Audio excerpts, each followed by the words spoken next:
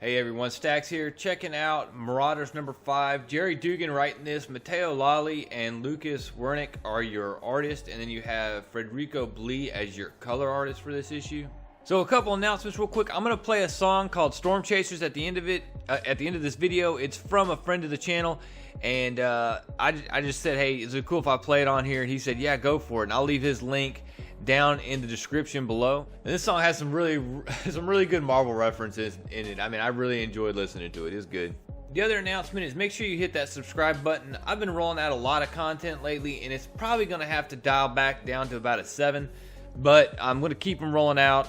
Still trying to get these preview videos out, and we'll try to get at least a couple videos out a week, full videos and full reviews. I'd mentioned before doing some old school book in the lap reviews just because they go faster and I can get them up quicker, and I may have to start doing that just to keep videos going on the channel. Alright, enough of that. Jumping into Marauders number 5. The book starts with Bobby Drake and Christian Frost taking a trip up to the Arctic to address some wildfire that's going on up in the Arctic. And basically, Bobby Drake goes ahead and puts a giant band-aid on global warming for everyone. Now, some very interesting stuff is discussed here. First of all, it seems that Christian Frost is trying to recruit Bobby Drake to be on his crew. I'm not sure if that is as the White Knight for the Hellfire Corporation or something else, but that seems the most logical conclusion to jump to. The more interesting part of this conversation when it comes around to why Bobby Drake is on the Marauders. Christian asks Bobby, do you love being a Marauder? Be honest. Or are you worried your friend who can't use the gates will die and the resurrection protocols will fail on her? That's essentially why you have 2 Omega level mutants in you and Storm serving as Kitty's secret service, isn't it? And the only response Bobby Drake can come back with as he sips his whatever juice or green juice is call her Kate. From there we go to a meeting of the Hellfire Corporation, and you have, of course, Christian Frost showing a plate, and I have to call myself out here because he says, I had to answer a distress call from Mother Nature. And while in the preview video, I assumed that was a poop joke. I'm calling myself out. It's not a poop joke. He was saving the world from global warming. I liked it better as a poop joke, though. But 2 big takeaways from this meeting is that, one, the Hellfire Corporation is doing great. They're trading. They've increased their capacity. They're doing great as far as the distribution of the Krakoan drugs. The second takeaway is that Sebastian Shaw asks for the Marauders to take a trip to Madripoor, a mission that has to occur there. It's a simple run. Look, you guys go do this because Shinobi's going the opposite way. It would help out. Now what happens here is he delivers this really poorly because he says it's a milk run. It's women's work. Well, between her, Emma, and Kitty Pryde, they all end up voting on it, and of course the women go against him. Not because it makes business sense, but because they can go against Sebastian Shaw, and that's just what they do here. As far as the Hellfire Corporation actually doing things that make sense, it doesn't make a lot of sense. That being said, just remember that Sebastian Shaw wanted the 2 Omega level mutants to take this trip to Madripoor. From there we go to a conversation between Emma and Kitty, and basically we find out what is bothering Kate, and it's exactly what Christian mentioned earlier. It's the fact that she's unsure if these resurrection protocols are going to work on her, which honestly I hadn't thought. I mean, her not going through the portal is a big deal, but I hadn't thought about the resurrection protocol not working on her, which I guess they would still be able to resurrect her. It just would be as not a mutant or whatever. Is Kate Pryde a mutant? My assumption has always been yes, but the Krakoan gateways just makes you ask those questions. But Emma Frost is actually really nice here and comforts her and admits that she's afraid of dying too, but not for the reason you would think. She's worried about what no she'll come back with. From there, Kitty Pryde goes down and she's talking to Bishop, and suddenly Pyro busts up in the room and is yelling, hey, we got a distress call. The Upstart is in a huge fight in Madripoor Bay. Storm says she'll take to the gates, and of course Kate has to go get on her ship with, I guess, whoever else on the team's riding with her. As it turns out, Bishop and Storm bust through the gate. It's actually Kate and Iceman and Pyro that all take to the ship. And as they're leaving, it's actually Sebastian Shaw looking down on the ship saying, yes, yes, off you go. Sail to the rescue. And you don't exactly know what that is about. When Bishop arrives in Madripoor, though, he gets the drop on a young kid sitting there running around with a rifle. And what this kid tells him is like, look, these people, you see Verendi and they'll make you rich. All you have to do is kill a mutant. And I mean, the streets are filled with people trying to get rich. It's like people they're just throwing money out on the streets and they're out trying to find it.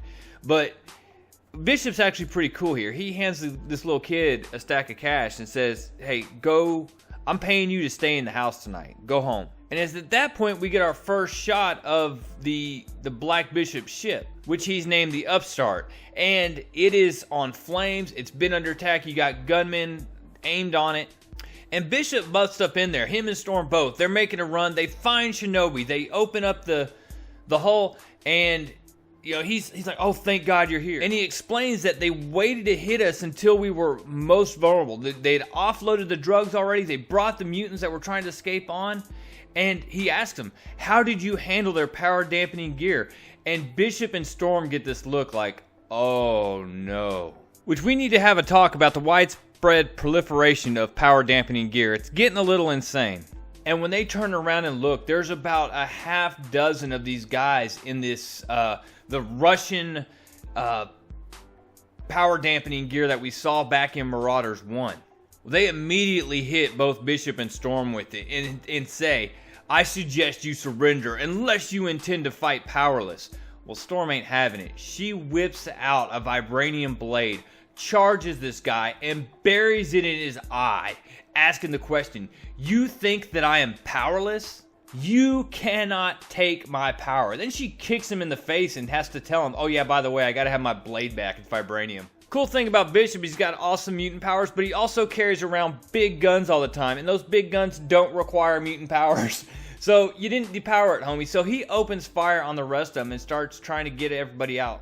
But in the meantime, these weird Hellfire Club kids are sitting there sipping champagne and just looking. I don't like these kids. And I know you're not supposed to, but I really don't like these kids. And but obviously they're the ones behind them. They sold the Russian suits to the friends here, and they're in their eyes they're working well. And what she says here is, look, here comes the second mutant ship, just as planned, basically. And right at that point, out of nowhere, I don't know how a ship sneaks up. I guess it came out of the flames and the smoke. But right at that time, another ship comes out of it, and Pyro yells, brace for impact. Of course, Kate, she manages to phase the whole ship, and Iceman is just enough time to cast a congratulatory, nice save, Cap, when suddenly he gets this look of almost complete terror in his eyes and yells, prepare to be boarded. And next thing you know, he's getting slammed to the ground into ice cubes by the Executioner, and Hatemonger is right behind him, ready to open fire on these guys. And that's it, guys. That is the end of Marauders number 5. How much of this, or do you think Sebastian Shaw was behind this? Is he working with this Hominis Verendi group, the Hellfire Club, or whatever, with these kids? Is Sebastian Shaw working with them? I'm excited that this issue actually had some build-up and excitement in it. It actually ended on a high note. You want to pick up number 6 here in a couple weeks when it comes out. If you've really enjoyed Marauders up to this point, then this was definitely the high point of the series to this point. I don't know that I'm going to continue to cover this after 6 with Wolverine coming out, and this may be the book that gets dropped in order for me to pick up Wolverine, because right now X-Men, X-Force, and Wolverine, depending on the weeks that they drop, they may push this off the end of the table. But of course, stay tuned. I haven't looked far enough ahead to see what's coming out, what's weak, and I'll probably still cover it. And honestly, if I miss one issue, it doesn't mean I won't pick up a later one and basically catch you up on the front end of the next issue, you know what I mean? So as promised, I got some outro music here. Storm Chaser by Charles Hazelton III and 7 others, according to the bandlab.com description. The Real Revelation, he's a friend of the channel. He comes and watches often, comments, and I appreciate him checking out the channel. So I'm going to play this, and guys, make sure you hit the subscribe button, leave a like, comment down below, and of course, go check out this the link down in the description below. Real Comic Stacks, hit it. I'm about to rack up a body count like my name was Wolverine. Blasting concussive force, my Cyclops pisses fiends like a rogue gambit. I can drain and then recharge you, but like Nightcrawler out the blue, I go poof. I'm Apocalypse, Mr. Sinister, how I'm dropping this. I eclipse all that came before and after on your list. Love the storm raining down on me, misty night and all. I know what you're thinking, yeah, I'm Professor Charles the Beast. Nobody gets you where to call me Namor. Killgrave with it, you ain't even gotta say more. You know I got that purple circle all around and see my Zorn. Mask off, now you bout to see reality torn. Silver surfing the cosmos, embrace my Phoenix force. Now feel me, get your body hotter than the Human Torch. Be my Aurora Moreau, cook over your Araco. Like Magneto, I will crush all that brought you sorrow. I marvel when I see you, Miss Marvel, come be mine. I know you know I see truth if not just read my mind. We can rule more than Wakanda as long as you're by my side. Be my red queen, you seem to intoxicate my mind.